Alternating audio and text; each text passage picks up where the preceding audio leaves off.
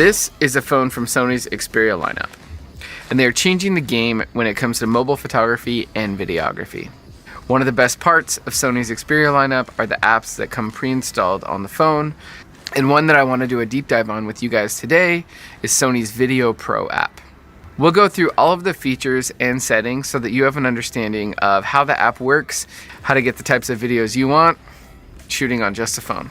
So starting off, you're going to see your main control center, and this is where you're going to have access to all of the settings that you're going to need to shoot really cinematic and epic video. So one of the most important settings is obviously your lenses. So if you tap lens, you can scroll between the 16mm, the 24mm, and the 60mm lens.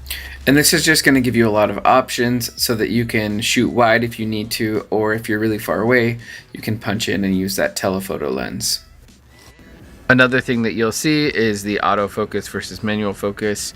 And this just basically gives you control if you want to be able to focus in between subjects or rack focus.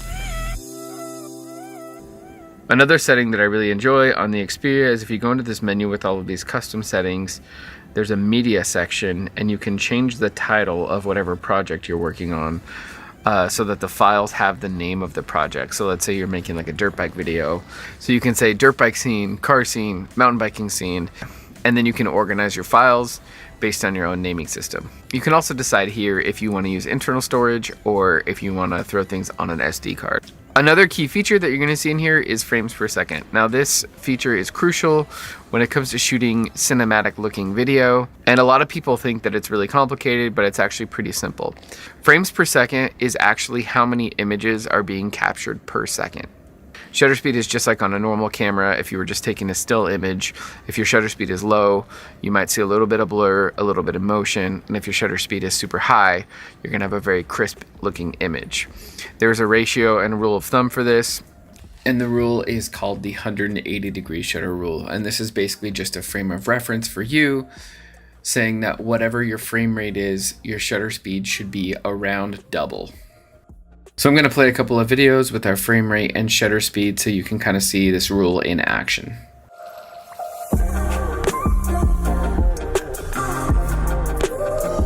With these settings, you'll have everything from 24 frames per second all the way up to 120 frames per second. Now, I will say, the Xperia stands out above the rest at 120 frames per second. And I'll play a couple of clips that we've shot at 120 frames per second so you can see the level of quality that I'm talking about here.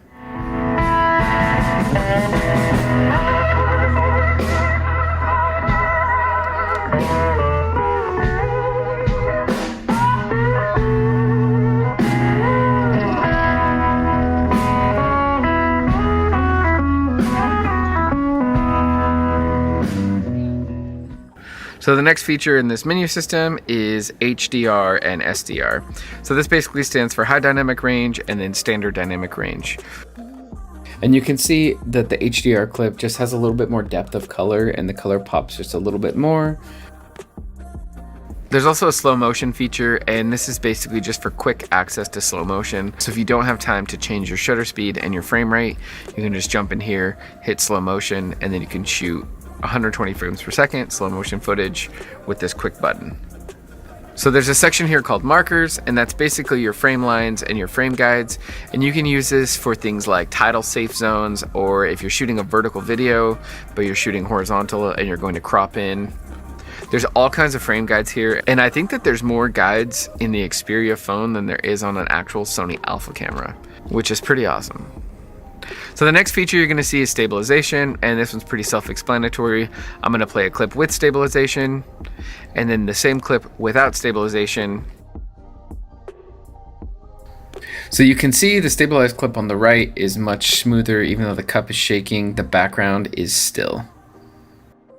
So next on the menu system is going to be white balance, and you have all of the same settings that you would on an alpha camera for white balance, things like shade, cloudy, daylight, fluorescent, but if you do want to dive in and set something custom, you can do that as well.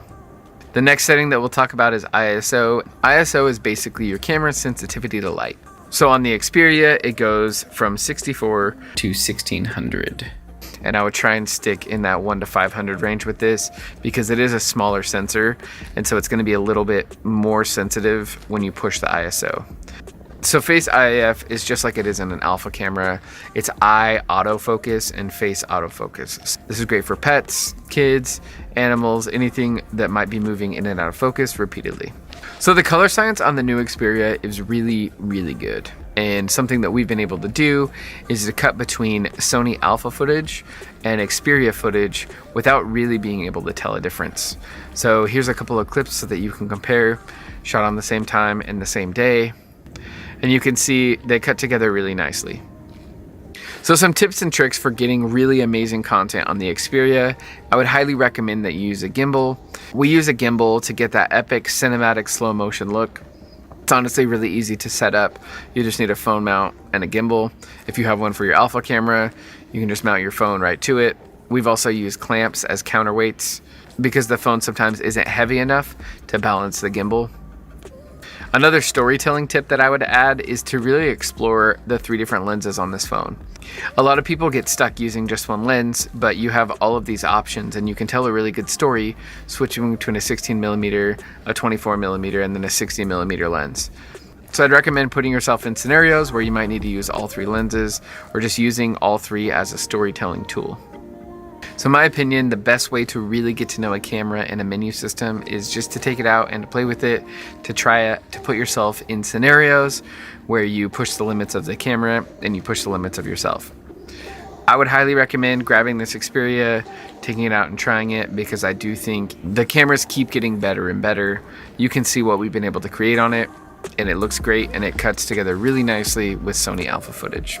Thank you guys so much for watching. Make sure to drop a comment below if you have any questions, and we will see you guys next time.